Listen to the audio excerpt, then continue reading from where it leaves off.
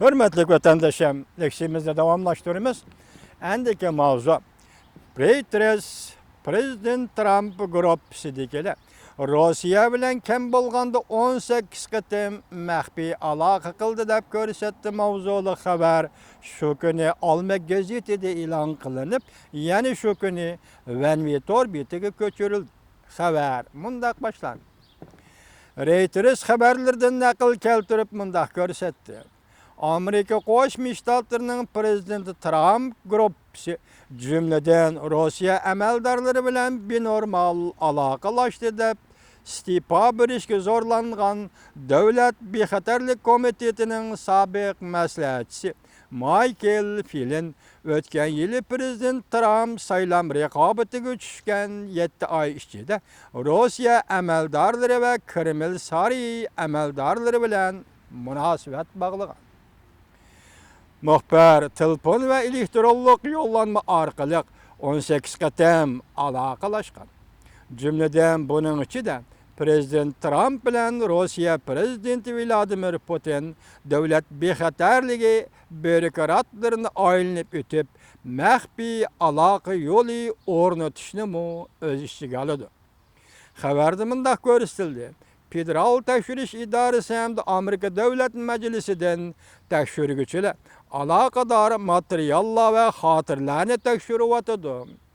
Rossiya taraf bilan Oqsaroy bu ish to'g'risida obzor qilishni rad qildi.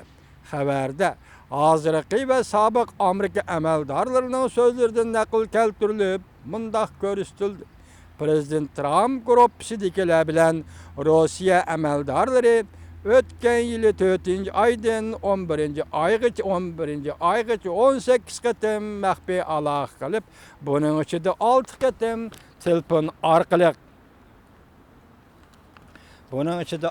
qatim telefon orqali Rossiya Federatsiyasining Amerika Qo'shma Shtatlari turishliq bosh elchisi Sergey Kislyak bilan uchrashgan. Bu ish Michael Flynn bilan Prezident Trumpning yana boshqa maslahatchilariga berib ketilatdi. Ikki taraf muhokama qilgan mazmunlar, jumladan Amerika Rossiya iqtisodiy munosabatlari, hamkorlashib Suriyada radikal unsurlarga zarb berish, hamda hamkorlashib o'zbeshimchilik qilayotgan Junguni cheklash qatorliq mazmunlarni o'z ichiga oladi. Dikkat, oxirgi bir jumlaga dikkat vatandaşlar.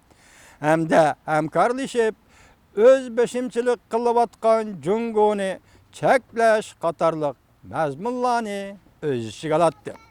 Navbatdagi Amerika hukumatining bir nafar amaldori mundaq oshkorildi.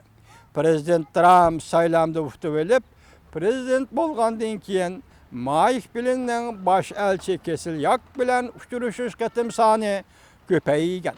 Bunun içinde cümleden Prezident Trump bilan Prezident Vladimir Putin o'rtasida maxfiy aloqa liniyasi o'rnatishni o'z ichiga oladi.